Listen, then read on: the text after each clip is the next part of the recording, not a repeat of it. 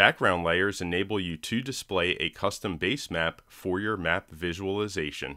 Qlik Sense supports the following custom map formats as background layers: Slippy or Tile Map Services, also known as TMS, Web Map Service, also known as WMS, and an image URL. To add a TMS background layer, click on Add Layer and select Background Layer. In the URL field, enter the URL to a tile or Slippy Map server. As you can see, the background layer is now changed.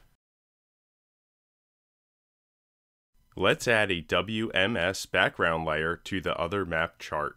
Click Add Layer and select Background Layer. Under Format, select WMS and then click WMS Setup. Enter the URL and then click Load WMS. Under CRS, enter the coordinates reference system used by the WMS map.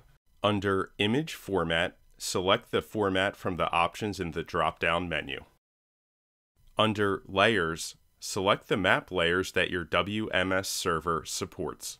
When you are done, click Save. As you can see, the WMS background layer is now applied to your map.